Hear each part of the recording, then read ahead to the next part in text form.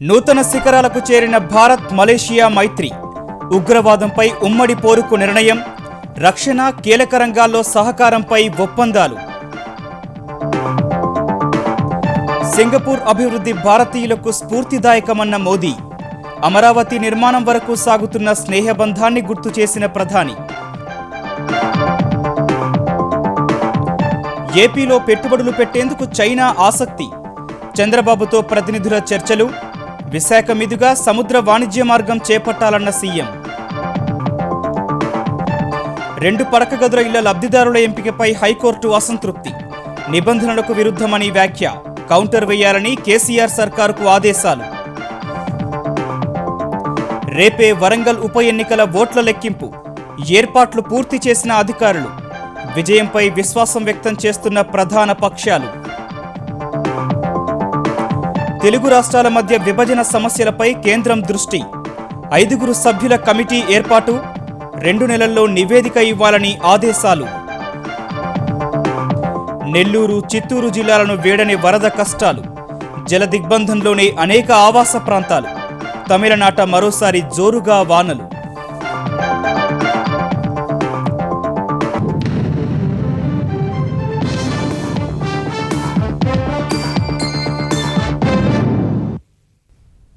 Bharat Malaysia మైత్రి నూతన శిఖరాలకు చేరింది. ఉగ్రవాదంపై ఉమ్మడి పోరుకు తీర్మానించిన 2 దేశాలు భద్రత, రక్షణ సహా కీలక రంగాల్లో పరస్పర సహకారాన్ని మరింత మెరుగుపరుచుకోవాలని నిర్ణయించాయి. ఈ మేరకు చర్చలు జరిపిన 2 దేశాల ప్రధానులు నరేంద్ర మోదీ, నజీబ్ రజాక్ ద్వైపాక్షిక వాణిజ్యాన్ని మరింత పెంచుకోవాల్సిన అవసరంపై ఏకాభిప్రాయానికి వచ్చారు. ఈ సందర్భంగా 2 దేశాల మధ్య 3 కీలక ఒప్పందాలు కుదిరాయి.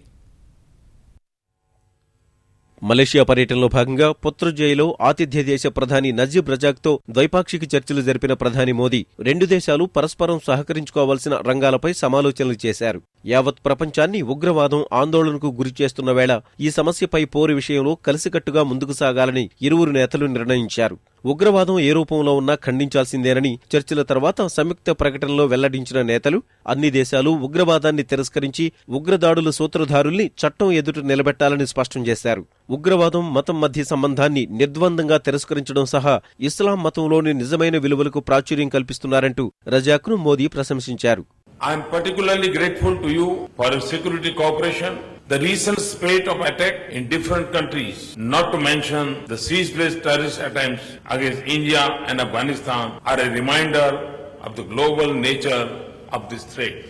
We will also make our defense cooperation stronger, including for advancing maritime security and strengthening disaster response in our region. Our agreements to cooperate in cyber security is very important. I am confident that our strategic partnership will go to new level. ఉమ్మడి సైనిక విన్యాసాలు, శిక్షణ కార్యక్రమాలు చేపట్టాలని నిర్ణయించిన ఇరువురు నేతలు ద్వైపాక్షిక వ్యూహాత్మక బంధాన్ని మరింత బలోపేతం చేసేలా సైబర్ భద్రత విషయంలో పరస్పర సహకారాన్ని మెరుగుపరుచుకుంటూ 2 దేశాలు ఒప్పందం కుదుర్చుకున్నాయి. 2020 వరకు సంస్కృతి మార్పిడి సహా ఆర్థిక బంధాన్ని బలోపేతం చేసుకునేలా పాలనాపరమైన వ్యవహారాల్లో సహకారానికి మరో 2 ఒప్పందాలు కుదిరాయి. Prime Minister Modi has presented to us a lot of exciting possibilities for Malaysian companies and corporations to be involved in the development in India. Malaysia and India, we share a lot of common position with respect to counter-terrorism. We will work closely together, and in the light of the climate change conference in Paris, we will also work closely together. ద్వైపాక్షిక చర్చల అనంతరం ఇరువురు ప్రధానులు కలిసి bricks fields లోని little India ప్రాంతంలో తోరణ్ గేట్ను ప్రారంభించారు. బౌద్ధ సంస్కృతిని ప్రతిబింబించే ఈ కట్టడం కోసం భారత్ $11 లక్షల ఖర్చు చేసింది. ये तोरण न सिर्फ 2 देशों को जोड़ते हैं, लेकिन ये तोरण 2 देशों की महान सांस्कृतिक परंपरा को उजागर करते हैं. उस ऐतिहासिक सांस्कृतिक संबंधों के साथ हमें भी जोड़ने का काम इस तोरण के माध्यम से होता है. वो अपने आप में बंधुता, भाईचारा, समानता, इसको एक प्रबलता से संदेश देने की ताकत रखता है. ద్వైపాక్షిక చర్చలకు ముందు పుత్రుజయలో ప్రధాని మోదీకి ఘన స్వాగతం లభించింది. మలేసియా ప్రధానితో కలిసి ఆ దేశ సైనిక వందనం స్వీకరించారు.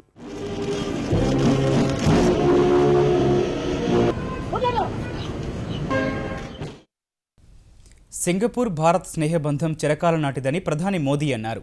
మలేషియా నుంచి సింగపూర్ వెళ్లిన మోదీ 37వ సింగపూర్ లెక్చర్లో పాల్గొని భారత్ సింగపూర్ కథ అనే అంశంపై ప్రసంగించారు. భారత్లోని వివిధ రంగాల్లో సింగపూర్ పోషిస్తోన్న పాత్రను వివరించిన ప్రధాని నూతన ఆవిష్కరణలకు వనరులలేమీ ఆటంకం కాదనే విషయాన్ని సింగపూర్ నుంచి భారత్ నేర్చుకుంటోందని చెప్పారు. బెంగళూరులో ఐటీ పార్కు ప్రారంభం నుంచి ఆంధ్రప్రదేశ్ నూతన రాజధాని అమరావతి నిర్మాణంలో వరకు సింగపూర్ భాగస్వామిగా ఉందని గుర్తు చేశారు. అనంతరం మోదీకి ఆ దేశ ప్రధాని లీ సెన్ లూంగ్ సింగపూర్లో ప్రఖ్యాతిగాంచిన కోమలా విలాస్లో విందు ఇచ్చారు. 1947లో తమిళనాడు నుంచి వలస వెళ్లిన మురుగయ్య రాజు అనే వ్యక్తి ప్రారంభించిన కోమలా విలాస్ సింగపూర్లో అత్యంత ప్రజాదరణ పొందింది. ఈ రెస్టారెంట్లో ప్రధాని దక్షిణ భారత రుచులను ఆస్వాదించారు.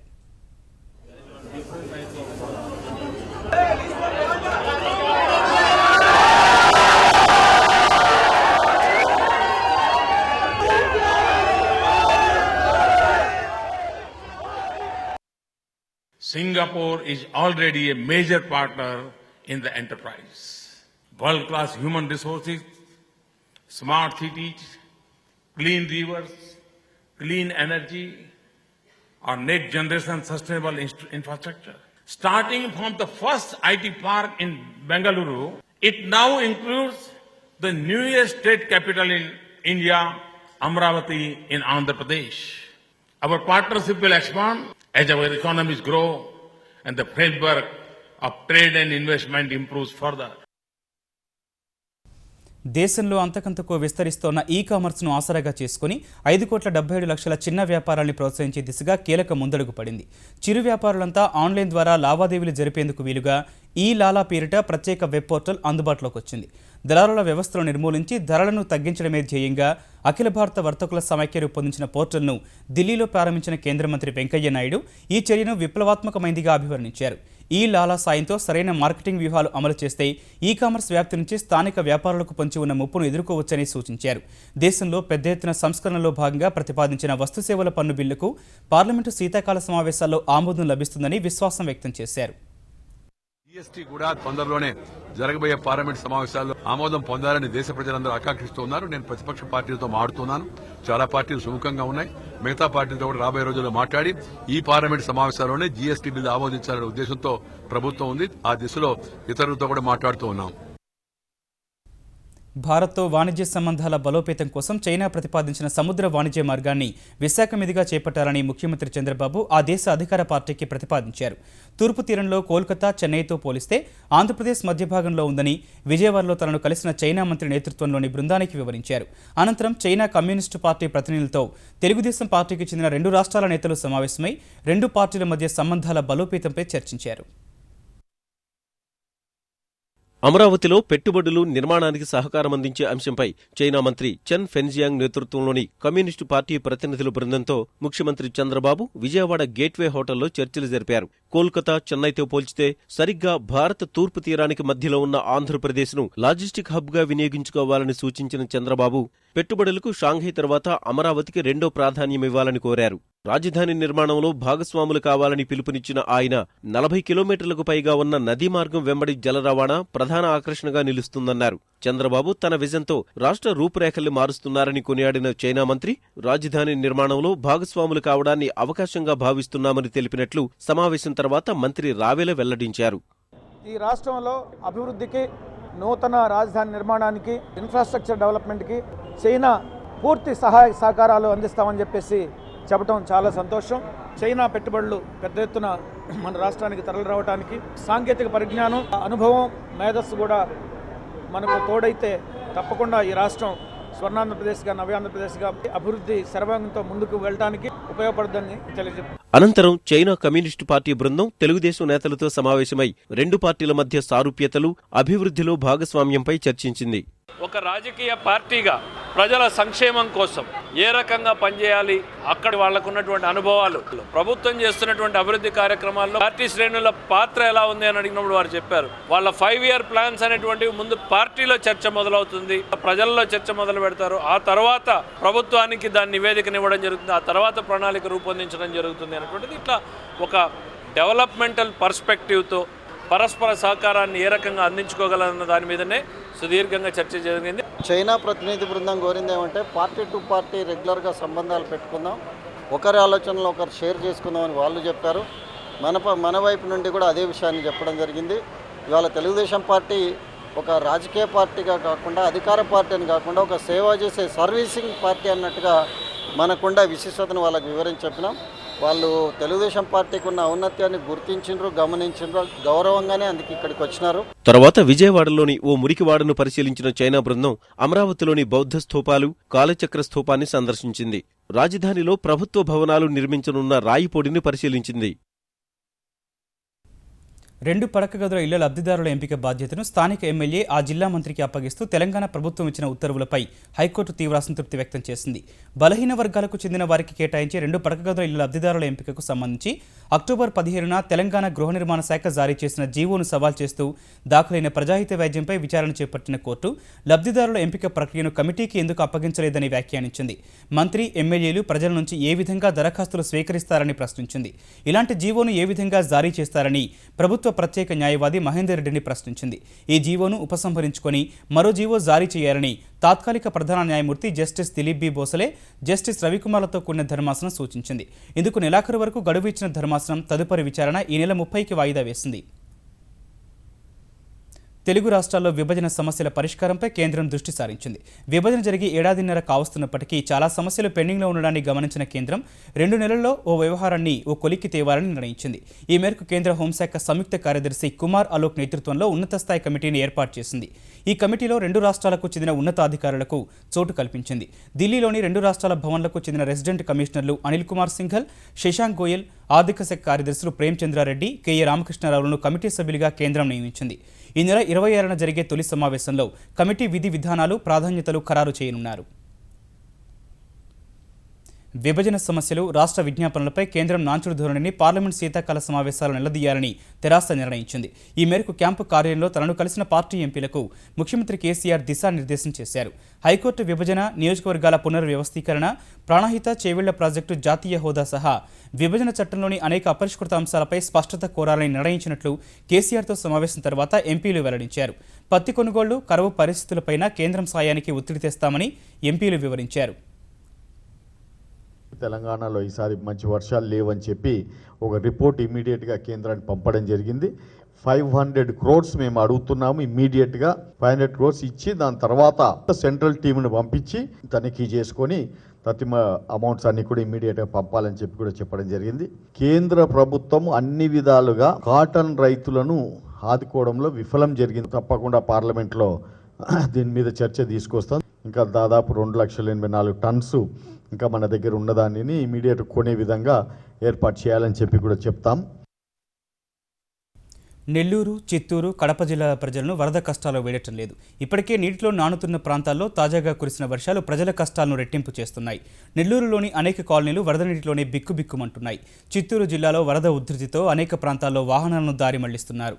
కడప జిల్లాలో రాత్రి నుంచి కురిసిన వర్షాలకు నందలూరు, రైల్వే కొడూరు ప్రాంతాలు జలమయమయ్యాయి. కడప శివారు ప్రాంతాల వాసులు కూడా వర్షపు నీటితో అవస్థలు పడుతున్నారు.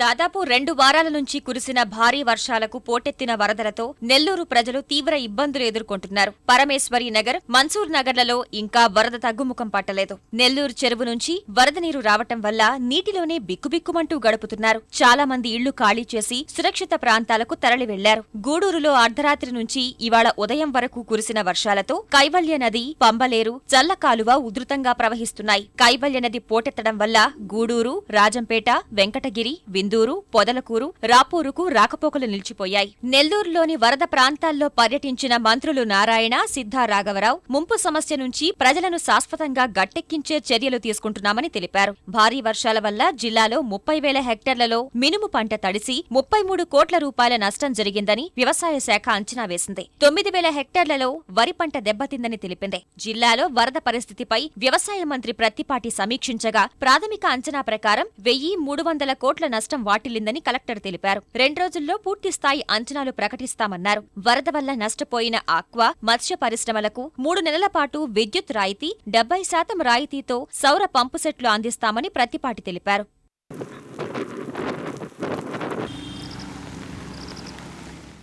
చిత్తూరు జిల్లాలో వర్షాలు తగ్గుముఖం పట్టినప్పటికీ వరద తీవ్రత కొనసాగుతోంది. జలాశయాలు పూర్తిస్థాయి నీటి మట్టానికి చేరగా దిగువ ప్రాంతాల్లో భారీ ప్రవాహంతో అనేక ప్రాంతాల్లో వాహనాలను దారి మళ్లించారు. కళ్యాణి జలాశయం నీటి విడుదలతో మంగాపురం, ముక్కోటి ప్రాంతాల్లో కాజ్వేపై నీటి ప్రవాహం పెరిగింది. తిరుపతి నుంచి పీలేరు, మదనపల్లి వెళ్లే వాహనాలను దారి మళ్లించారు. ఏర్పేడు మండలం బండారుపల్లికి చెందిన గెరటమ్మ అనే మహిళ స్వర్ణముఖి నదిలో పడి గల్లంతైంది. కడప జిల్లాలో 2 రోజులు తెరిపినిచ్చిన వర్షాలు ఉదయం మరోసారి ప్రజలను ఇబ్బంది పెట్టాయి. నందలూరు, రైల్వే కోడూరులోని లోతట్టు ప్రాంతాలు నడుముల్లోతు నీళ్లలో చిక్కుకున్నాయి. బయటకొచ్చే పరిస్థితి లేక జనం ఇబ్బందులు పడుతున్నారు. కోడూరు మండలంలోని దిగువ సగిలేరు ప్రాజెక్టుకు వరద పోటెత్తగా నీటిని విడుదల చేస్తున్నారు. కడప శివారు ప్రాంతాలు కూడా వరద నీటిలో నానుతున్నాయి. మట్టి రోడ్లన్నీ బురదమయమై జనం బయటకు రాలేని దుస్థితిలో ఉన్నారు. విషజ్వరాలు వ్యాపించటం ప్రజల్ని ఆందోళనకు గురిచేస్తోంది.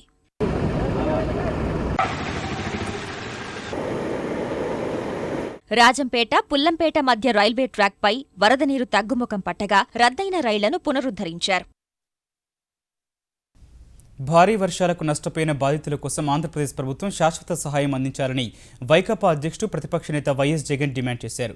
కడప జిల్లా రైల్వే కోడూరులో భారీ వర్షాలతో దెబ్బతిన్న పంటలను పరిశీలించిన ఆయన బాధితులకు ప్రభుత్వం నుంచి ఇంతవరకు సాయం అందలేదని మండిపడ్డారు. వర్షాలతో రంగుమారిన ధాన్యాన్ని ప్రభుత్వం మద్దతు ధరకు కొనాలన్నారు. వరద ప్రాంతాల పరిశీలన పేరుతో ముఖ్యమంత్రి చంద్రబాబు అధికారులను దూషించడం సరికాదని, బాధితులకు అండగా ఉండి వారికి భరోసా కల్పించాలని చెప్పారు. వరదలతో అతలాకుతలమైన తమిళనాడు అల్పపీడనం ప్రభావంతో మరోసారి భారీ వర్షాలు కురుస్తున్నాయి. మధ్యాహ్నం వానలకు చెన్నైలో రహదారులన్నీ జలమయమయ్యాయి. లోతట్టు ప్రాంతాల్లోకి నీరు చేరగా 5,000 మంది బాధితులను 21 పునరావాస కేంద్రాలకు తరలించారు. నాగపట్నం జిల్లాలోనూ పలు ప్రాంతాల్లో భారీ వర్షం కురుస్తుంది. రేపు కూడా భారీ వర్ష సూచనతో చెన్నై, తిరువళ్లూరు, కాంచీపురం జిల్లాల్లో విద్యాసంస్థలకు సెలవు ప్రకటించారు. కేంద్రపాలిత ప్రాంతం పుదుచ్చేరిలోని విద్యాలయాలకు కూడా సెలవు ప్రకటించారు. మంగళ, బుధవారంలో జరిగే మద్రాస్ అన్నా యూనివర్సిటీ కళాశాల పరీక్షలను వాయిదా వేశారు. మరోవైపు తమిళనాడుకు 940 కోట్ల రూపాయల తక్షణ సాయం అందిస్తున్నట్టు కేంద్రం ప్రకటించింది. ఈ మేరకు తమిళనాడుకు 2,000 కోట్ల రూపాయల తక్షణ సాయం అందించాలని ముఖ్యమంత్రి జయలలిత రాసిన లేఖపై స్పందించిన కేంద్రం 940 కోట్ల మంజూరు చేస్తూ ఉత్తర్వులిచ్చింది. తెలంగాణలో ప్రధాన రాజకీయ పక్షాలు ప్రతిష్టాత్మకంగా తీసుకుని పోరాడిన వరంగల్ లోక్సభ ఉప ఎన్నిక ఫలితాలు రేపు వెలువనున్నాయి. రికార్డు స్థాయిలో 69% పైగా ఓటింగ్ నమోదు కాగా ఓట్ల లెక్కింపు కోసం అధికారులు ఎనిమమ్మల మార్కెట్లో అన్ని ఏర్పాట్లు చేశారు. 7 అసెంబ్లీ నియోజకవర్గాల వారీగా లెక్కింపు కొనసాగనున్నందున ప్రత్యేకంగా 7 హాళ్లను అధికారులు సిద్ధం చేశారు. ఇప్పటికే తరలించిన ఈవీఎంలకు భద్రత కోసం కేంద్ర బలగాలను ఎనిమమ్మల మార్కెట్ పరిసరాల్లో మోహరించారు. రేపు ఉదయం 8 గంటలకు లెక్కింపు ప్రక్రియ ప్రారంభమవుతుందని చెప్పిన కలెక్టర్ వాకాటి కరుణ తొలి రౌండ్ ఫలితాలు 9 గంటలకు వెలువడతాయని ఏర్పాట్లను పరిశీలించిన తర్వాత తెలిపారు. తెలంగాణలో ఇంటర్ వార్షిక పరీక్షలకు షెడ్యూల్ ఖరారైంది. మార్చి 2 నుంచి పరీక్షలు నిర్వహించాలని ఇంటర్ విద్యామండలి ప్రాథమికంగా నిర్ణయించింది. మార్చి 2 నుంచి ప్రారంభమయ్యే పరీక్షలు అదే నెల 21 వరకు జరుగుతాయని తెలిపింది. ప్రతిరోజు ఉదయం 9 గంటల నుంచి మధ్యాహ్నం 12 గంటల వరకు పరీక్ష నిర్వహిస్తామని పేర్కొంది. ఇంటర్ మొదటి, ద్వితీయ సంవత్సరం పరీక్షలు రోజు విడిచి రోజు జరుగుతాయి. ఈ పరీక్షలకు ముందుగా నీతి, మానవ విలువలు అంశంపై జనవరి 28న ప్రత్యేక పరీక్షలు నిర్వహిస్తారు. ప్రాక్టికల్స్ ఫిబ్రవరి 3 నుంచి 24 వరకు నిర్వహించినట్టు తెలిపింది. ఈ ఏడాది ఇంటర్ పరీక్షలకు తెలంగాణ నుంచి సుమారు 8 లక్షల మంది విద్యార్థులు హాజరు కానున్నట్టు ఇంటర్ బోర్డు అంచనా వేసింది. హైదరాబాద్ శివార్లోని హయత్ నగర్లో గొలుసు దొంగపై పోలీసులు కాల్పులకు దిగడం రాజ్యాంగ విరుద్ధమని దాఖలైన పిటిషన్ను ఉపసంహరించుకోవాలని హైకోర్టు ఆదేశించింది. గొలుసు దొంగలపై కాల్పులు జరపడం రాజ్యాంగ విరుద్ధం కాదని తెలిపింది. హయత్ నగర్లో ఇటీవలే ఓ మహిళ మెడలో నుంచి బంగారు గొలుసు లాక్కెళ్లేందుకు యత్నించిన దుండగులపై అక్కడే ఉన్న పోలీసులు 2 రౌండ్లు కాల్పులు జరిపారు. ఈ ఘటన చట్ట వ్యతిరేకమని, ఎలాంటి ముందస్తు చర్యలు తీసుకోకుండా కాల్పులకు దిగడం అనైతికమంటూ సయ్యద్ మహమ్మద్ అబ్దుల్ సమాద్ ప్రజా ప్రయోజన వ్యాజ్యాన్ని దాఖలు చేయగా ఈ పిటిషన్ను విచారణకు స్వీకరించిన కోర్టు పిటిషనర్ తరఫు న్యాయవాదిపై ప్రశ్నల వర్షం కురిపించింది. ఇలాంటి పిటిషన్లు వేయడం ద్వారా గొలుసు దొంగలు ప్రోత్సహిస్తున్నారా అని ప్రశ్నించింది. ఇలాంటి పిటిషన్కు విచారణార్హం కాదని, ఈ వ్యాజ్యాన్ని ఉపసంహరించుకోవాలని పిటిషనర్ తరఫు న్యాయవాదిని ఆదేశించింది. జమ్మూ కాశ్మీర్లో హెలికాప్టర్ కుప్పకూలిన ప్రమాదంలో 7గురు మరణించారు. వైష్ణోదేవి ఆలయాన్ని దర్శించుకునేందుకు వచ్చిన భక్తులు ఓ ప్రైవేటు సంస్థకు చెందిన హెలికాప్టర్లో త్రికుట పర్వతాలపై ఉన్న సంజీ చెట్ హెలిప్యాడ్ నుంచి బయలుదేరారు. గాల్లోకి ఎగిరిన కాసేపటికే కాటార్లోని కొత్త బస్టాండ్ ప్రాంతంలో హెలికాప్టర్ కూలగా పైలట్ సహా 6 భక్తులు అక్కడికక్కడే మరణించారు.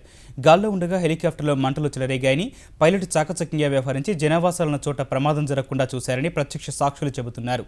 సాంకేతిక సమస్య వల్లే ఈ విషాదం సంభవించిందని భావిస్తున్న అధికారులు ప్రమాద కారణాలపై దర్యాప్తు చేస్తున్నారు. ప్రపంచ ఔషధ రంగంలోని అతిపెద్ద విలీనానికి రంగం సిద్ధమైంది. ఐర్లాండ్కు చెందిన అలెర్గాన్ ఫార్మా కంపెనీ అమెరికా న్యూయార్క్కు చెందిన ఫార్మా దిగ్గజం ఫైజర్తో విలీనం కానుంది. దాదాపు 10 లక్షల కోట్ల రూపాయల విలువైన ఈ విలీనం వాస్తవ రూపును సంతరించుకుంటే ప్రపంచ ఔషధ రంగంలో ఇదే అతిపెద్ద వాణిజ్య ఒప్పందం కానుంది. అలెర్గాన్ విలీనానికి ఫైజర్ కంపెనీకి చెందిన అత్యున్నత నిర్ణాయక బోర్డు ఆమోదం తెలుపగా ఇందుకు సంబంధించి త్వరలోనే అధికారిక ప్రకటన రానుంది. ఈ ఒప్పందం ప్రకారం అలెర్గాన్ సంస్థకు చెందిన ఒక్కో వాటాకు 11 ఫైజర్ షేర్లు కేటాయిస్తారు. ఇదే సమయంలో 1,00,000 కోట్ల రూపాయలు నగదు రూపంలో చెల్లించేందుకు కూడా ఫైజర్ ఒప్పుకుంది. అమెరికా ఔషధ రంగంలో ప్రస్తుతం ప్రథమ స్థానంలో కొనసాగుతున్న మెర్క్ సంస్థను తాజా విలీనం తర్వాత ఫైజర్ సంస్థ అధిగమించే అవకాశాలున్నాయి. తెలంగాణను ప్రపంచ పర్యాటక కేంద్రంగా అభివృద్ధి చేసేందుకు చర్యలు చేపడుతున్నట్లు పర్యాటక శాఖ మంత్రి చందూలాల్ నాయక్ తెలిపారు. రాష్ట్ర వ్యాప్తంగా ఉన్న చారిత్రక వారసత్వ కట్టడాలు, సంస్కృతి సంప్రదాయాలను ప్రతిబింబించే ఆలయాలను అభివృద్ధి చేసేందుకు ప్రణాళికలు రచిస్తున్నట్లు చెప్పారు. హైదరాబాద్లోని జాతీయ పర్యాటక ఆతిథ్య నిర్వహణ సంస్థ ఆధ్వర్యంలో జరిగిన సదస్సులో పాల్గొన్న మంత్రి నగరంలో పర్యాటక విశ్వవిద్యాలయ ఏర్పాటుకు సిద్ధమని స్పష్టం చేశారు. రాష్ట్ర అభ్యున్నతి, ఉపాధి కల్పనలో పర్యాటక అభివృద్ధి కీలకమన్న ఆయన అవసరమైన మౌలిక సదుపాయాలు కల్పిస్తామని హామీ ఇచ్చారు. తెలంగాణ సైబర్, క్రీడా, వారసత్వ, వైద్య పర్యాటకంలో ప్రఖ్యాతి చెందిందని పలువురు వక్తలు అభిప్రాయపడ్డారు. Hospitality industry, if people know that Hyderabad, Ramoji Film City, we started recently Asian Finest Adventure Land. We have a lot of opportunity for the students to work. Ramoji Film City is the destination by MICE. Lot of weddings happening there. Nearly around 4,000 average per year. The students are coming for destination area, theme park enjoyment. ETV news సమాప్తం. నమస్కారం.